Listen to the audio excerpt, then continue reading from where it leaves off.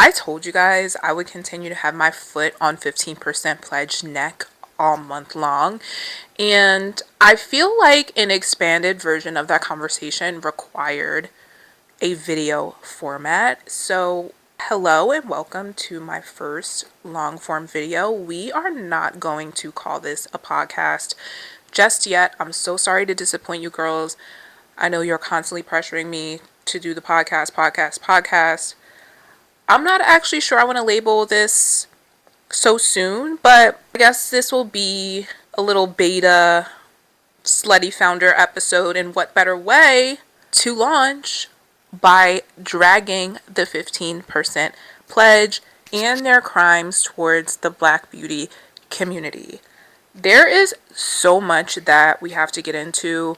Since I pressed post on my initial video sort of critiquing the Sephora Beauty Grant and the way that they choose their winners, it became very clear to me with all the commentary and with the dialogue and with the DMs and the voice notes that I was receiving and the message requests that this was such a larger conversation to be had beyond we're just mad about who won the grant, right? And I actually couldn't even figure why I, with no skin in the game, you guys know I don't do this founder stuff anymore. I'm like 1 foot in the beauty industry at times, it seems.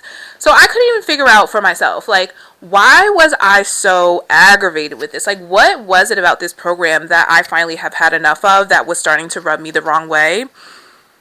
And I think I uncovered what that is. You know, I think I just have like a really strong aversion to my people being exploited and mishandled. And there are so many ways in which that organization does just that. As a dialogue around this started to take shape even further, the more questions I had, like, what even is this program? What are they doing? Why was the achievement grant canceled but not the Sephora Beauty Grant? What are they doing with the applications? Why are they asking for people to apply when they have their clear winner in mind? What is their relationship with Sephora? Where is the money and the proceeds going from this gala? Why the Beyonce's mom there as an honoree? And where do we go from here? So before we go anywhere, we have to start with the founder of the 15% pledge, Aurora James. Now, I want to call out something really interesting. As I made my initial post on the 15% pledge, a lot of people reached out to me privately to sort of air grievances about Aurora. And I'm thinking to myself, what did she do to make them mad? It was really clear to me that there was this very palpable fear around her and around speaking up about her publicly. And I really was curious to investigate what that is. Like, I've heard from so many people that have either claimed to have met her or interacted with her through either business setting or through fashion. I've heard from people that have claimed to work for her through Brother Vellies, hadn't been paid, her being a grifter, a colorist. There seemed to be a very negative sentiment towards her, and almost a sort of relief that someone was calling her brainchild into question. I want to give light to those experiences and all of the people who have reached out to me regarding those experiences, but I also don't want to get too stuck there. I even toyed around with whether or not I should even mention her partner and the Bronfman Seagram ties, but I also don't think that I want to get too stuck there either. Although I do think that her proximity, that power, is what makes people fearful of saying anything publicly. I don't want to completely go there because I don't think that it's fair to really judge a woman's, success by her partner. But does it sort of inform the intention? She comes from a sort of different economic reality than the founders that she claims to help. It doesn't disqualify her from advocacy work, but I do think that it adds some color. If you're not up to speed, before founding 15% Pledge, Aurora built Brother Vellies, which their website describes as a Black-owned and female-led lifestyle and accessories brand redefining luxury with values rooted in sustainability and social impact. 2015, she actually won the CFDA Vogue Vogue Fashion Fund for $300,000. I think that included some level of mentorship from Anna Wintour. Brother Bellies went on to be worn pretty prominently by celebrities like Zendaya, Rihanna, Solange, and was featured pretty prominently on HBO's Insecure, which we all love. Now, could Aurora have been just so inspired by winning a grant and knowing how much it did to impact her business that she went on to do this for other people? I don't know. I don't know her. But, I do want to say, before her going on to found the 15% Pledge in 2020, I don't know if you guys remember, but Sharon Truder actually had Pull Up or Shut Up, which launched earlier that year. I don't have to remind you guys, this was all in the light of George Floyd. If you were a founder during that time, you know what it was hitting for. There were all of these initiatives popping off, and so that was sort of the timing. First of all, pause. RIP to Sharon Truder, who passed away at just 38 under really sus circumstances. She was embroiled in a lawsuit with her investors, and knowing that death just does not sit right with me at all. That is a conversation for another day, but I just want to shout out to Sharon Truder. She actually came and spoke to us when I was doing the Glossier Grant program, and I actually remember her fireside chat the most. Like, she was so vivacious and dynamic. So I know that the efforts she had, like, she was not performative about, like, she was very loud mouth about her initiative. She demanded that these companies that profit so much off the backs of Black people disclose, like, how many of us are you hiring? How many sit at your cap table? Like, how much money are you deploying? She had her own fund. She deployed $1 million to 10 founders, and this is verifiable because one of my girlfriends was actually in that grant cohort. Okay, like, she was actually doing the work. 15% pledge, I'd say, was a little more compromising in its mission. It demanded more equitable retail environments for Black founders with 15% of shelf space. A commenter actually pointed out something that was really funny to me. I didn't even think of this, but they were like, why just 15%? Like, what? We can't dream bigger. Like, the irony in that in and of itself should kind of tell you where this was headed. Like, why are we only wanting to see Black founders have at least 15?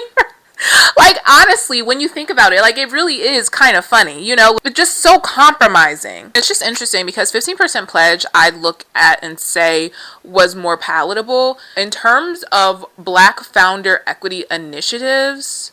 And I think that's probably the reason why it overshadowed Pull Up or Shut Up. So how the did this become a celebrity gala with $10,000 tickets, $6,000 for the Black? You do get a Black people discount for $6,000, okay, if you want a table. So beyond the gala and retail shelf space, up into this year, there were 2 legs of funding opportunities that the 15% pledge offered. One side was the Achievement Awards, and there was the additional Sephora Beauty Grant. Sephora Accelerate is unrelated to 15% pledge, at least on paper, unrelated to the 15% pledge. But every year prior to this year, someone that had won the Sephora Beauty Grant had also been through the Accelerate program. So there is a very clear relationship with Sephora that is happening with this organization. I want to take it back to my video that I posted at the top of this month. As I was calling into question the pattern of who they choose to win their Sephora Beauty Grant, as my video started to go viral, 15% pledge had a nerve to hop in my comment section to sort of do damage control and say something along the lines of, the Achievement Award was canceled this year due to lack of funding given the current political climate, but the Sephora Beauty Grant was the only one that they were able to keep. Fine, I'll almost allow it. Have DEI efforts been under attack? Absolutely. We all saw what happened with Fearless Fund, that horrible lawsuit, like them trying to get rid of all these grants for niggas left and right. Like, we know that that's happening. But then my question sort of is, why was that one grant canceled and then not the other? This is what kind of led me down my rabbit hole. I even asked them, a little facetiously, I admit, but I said, is it because Sephora supports the current political climate? which they do, by the way. Or you guys, like, think, is it because Sephora is funding their portion of the grant and that's why they choose the winner every year? Girl, it's getting... And also, you guys, another question I have is this, right? Like, if you lost funding due to political motivations, you couldn't fund the achievement grant this year at all, where the is the money going from that goddamn charity gala? Where is the money going? Y'all don't have any money to scrape up for now? What is happening? Where is the $10,000 a chair going? To that goddamn Paramount lot? Further, they even had their previous winners from the achievement grants hop into my comment section, and you guys, like, I don't blame you guys at all. This is no hate or vitriol towards you. I actually feel bad for these founders because I'm like, they have them hopping into my comment section to do damage control to sort of create this better image of the organization because they knew that the conversation was getting ahead of them. Like, why do you have your founders from the Achievement Award hopping into my comment section to talk about how great the program was for them? If we have any questions, like, feel free to reach out to them. I'm thinking to myself, like, did you pay these guys like a rush fee to stop their daily founder duties for the day to hop in the comment section of this random ex-beauty founder to clarify what this organization is doing? Like, it was just like, you guys, like, I seriously hope that you invoice the 15% pledge for having you do this. Like, I read that and I was like,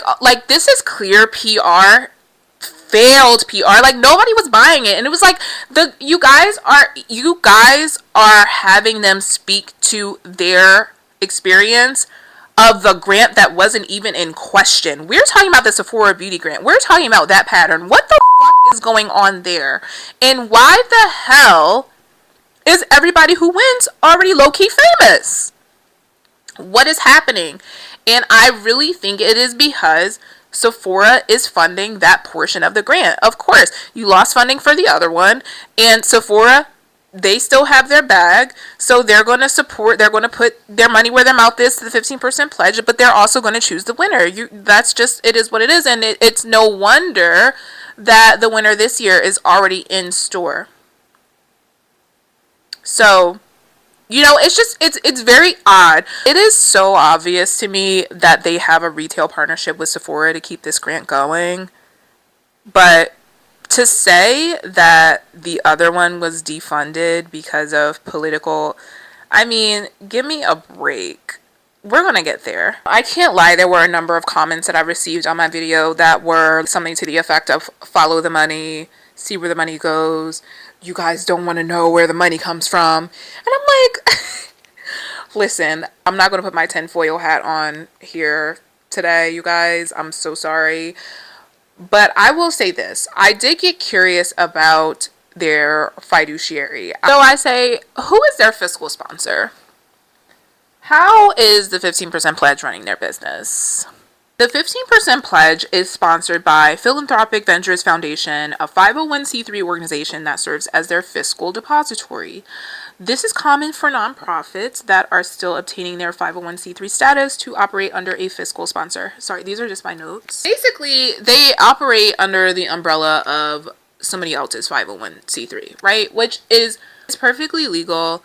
But I guess my question is, why are they doing this? You know, now I don't pretend to be an expert in nonprofits, but that was a little odd to me because I'm like, how long does it take to get a 501c3? Like 1 year, 2 years? Like, y'all been in business 5-6 years. Like, y'all don't have a 501c3 status. What I am learning is that when you operate under the umbrella of someone else's status, that requires less financial transparency. You're not required to file your own public tax document that discloses your expenses, where all of your money is going, salaries, you know, etc. Your fiscal sponsor will consolidate that into their filing, and it generally looks more broad. Like, your specific financials aren't broken down into detail. Honestly, this is probably something that all charities do.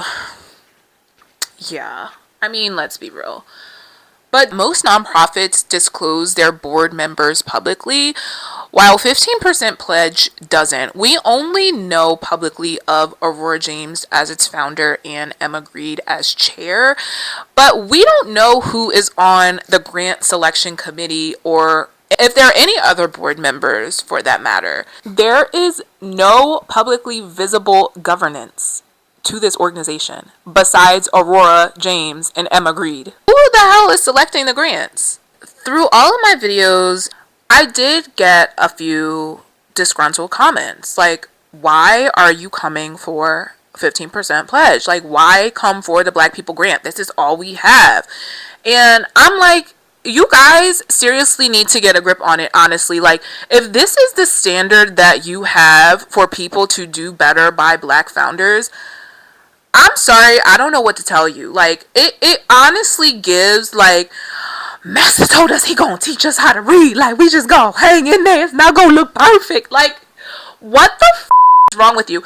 I'll tell you what the difference is. The difference is most grant programs don't require all of the data and disclosure that the 15% pledge does. That just lets me know that it's so much more nefarious than it lets on. Okay, let's get on to the next thing. Do you guys wonder why the application process looks the way that it does? Have you ever applied to that grant? The way that they ask for financial data, brand deck, a video component, essay level questions. They literally ask for your whole entire life. They ask for at least 2 employees. As somebody who has won close to $200,000 in non-dilutive capital for my former business, I'm going to tell you guys that is not normal. Financials are not something that most organizations ask for prior to final selections. When I won Glossier grant program for $50,000, I was not asked to show my financials until very final rounds. It is so unusual to ask for all of these things up front from a brand on top of having them create a user account in your system. Most grants you apply for, don't you apply like through a type form or like an email? And I even raised the question, if you're not ready to make risks or bank on people that are actually disenfranchised and you require all of these parameters, how does this make you any different than the institutional gatekeepers that you claim to be saving us from? I want to get on this comment that somebody left on my Substack piece. If you haven't read it, go check it out. It is single-handedly, I think, the most important comment that calls into question the nature of this sinister activity. I'm going to put it here for us to read. Not the beauty industry moving like Silicon Valley investment firms. This is exactly how a lot of emerging venture capital firms in Silicon Valley and beyond operate. They'll open the floodgates by announcing they're actively investing in startup companies, and of course, like clockwork, eager founders will pitch their startups, completing a form to land a pitch meeting with partners of the firm. But behind the scenes, the firm has no money raised to invest. Others aren't actively investing. What they're signaling to the market is their existence and that they are ready to invest. Once the firm receives enough applicants or pitches from founders who want venture capital funding, they will then compile that data and use it to pitch to LPs to signal that they in fact have a database of startup companies to invest in. The limited partners often make the decision to invest in the firm based on the type of startup companies the so-called venture capital firm has in their portfolios. Keep in mind, these folks have not made a single investment in a startup company. Is 15% pledge just collecting the data from the applications to then pass along to limited partners to fund the grant? Shout out to Chiffon, by the way, for leaving this comment because it is so insightful. That comment really did make me swing back to the motive of the application. And further, what is the intention of reaching out to founders who haven't applied? I mean, going as far as to reach out to founders directly. I've had founders tell me this, that the pledge will reach out to them directly and say, hey, we noticed we didn't get an application from you. Like, please apply this year. I even remember Aurora posting on Threads, like, we put out a grant and nobody applies, and why aren't you guys applying? You know, I'm going to see if I can find the comment. And I remember people in her comment section sort of critiquing the application process and saying, sis, like, it's really extensive. You guys are asking for a lot for marginalized brands. Like, we can't meet these requirements. Like, this is really a big ask. I remember seeing this. Like, why is the 15% pledge asking for you to fill out applications, asking for you to go through this extensive process, reaching out to you, knowing that you haven't gone through it, encouraging you to do so, knowing that they already have their winner in mind? Could it be that they need the data from the application pool to then show to potential donors to fund the grant? Even still, why this year had the grant not been funded? Aurora even spoke to Vogue about how they served 10,000 founders since the inception of the program. I genuinely think those 10,000 founders that they served are 10,000 user accounts that they have in their database.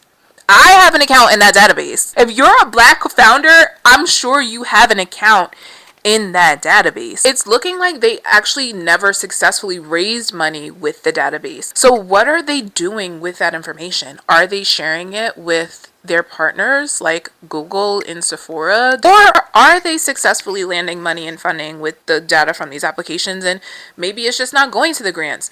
We don't know because there's no public disclosure around how they're doing business. Remember, their 501c3 status is somewhere out in the abyss under somebody else. So we may never know. The $1 million that she claims to have deployed to founders just last year alone, where is it? We know that there's 250 accounted for. 200,000 went to Red Drop last year, 35,000 went to Brooklyn Tea, and then 15,000 went to Bernard James, 2 of which were in my comment section trying to defend this grant. And I know it was upon their behest. I feel so bad for them. Again, guys, I really hope you sent them an invoice, because that is like so even get you guys. Anyway, I want to get on to the influencer seating event. I mean, oh my god. I mean, the 15% pledge gala. The fact that people think that this is a gala and not some mission that went to help Black founders is actually hilarious to me, because it just shows how far away we've strayed from the plot. Like, like, why is this like a celebrity event? Why am I seeing Get Ready With Me for CoverGirl for the 15% pledge? Like, it is so bizarre. But just think about it. Who's spending $10,000 for a seat at this event? It's not philanthropic people that just want to see Black brands succeed. Like, it's brands. It is literally brands, you guys, that are buying up the seats and inviting influencers on their behalf to gather content. Like, this is not about helping Black founders, because the people spending the money they're going there to further push their brands. Like, that's why you saw so many brand deals this year. The pledge's mission is literally just the theme at this point. Like, why the is Tina Knowles being presented by Kelly Rowland up on stage? Like, one of her best qualities is her work ethic. Like, why do I give a about how hard Tina Knowles worked? Like, I love Tina Knowles as much as the next person. She gave birth to Solange. But it's like, this is about Black founderhood. Like, why is Tina Knowles being presented? Has she written a check? Has she donated? Like, has she donated the most money in the cause's history? Is that why she's up on stage? Like, what the is this shit even about? Like, it is honestly so goofy. Write a check or keep it on the playground. I just don't even understand how we are at this point and how it is even accepted. And the thing that gets me is they plaster the semifinalists in their marketing materials on social. Congrats, you came close. These people don't even get a check. Okay? These people don't even get a check. They don't even get $1 for being included in your marketing materials and all of your marketing collateral that you go to show off to all of your celebrity invitees. Are any of these celebrities writing a check?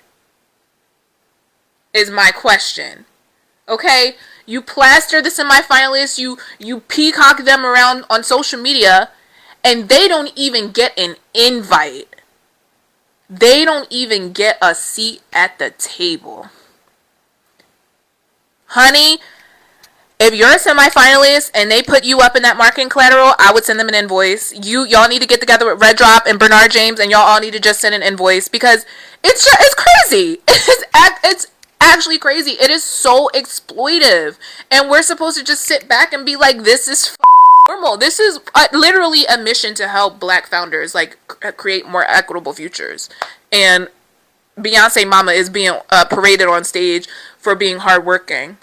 Hardworking is the founders that have to keep going from zero, have their data collected and getting given a pat on the back and told to keep going, when somebody could easily, anybody in that room could easily write them a check.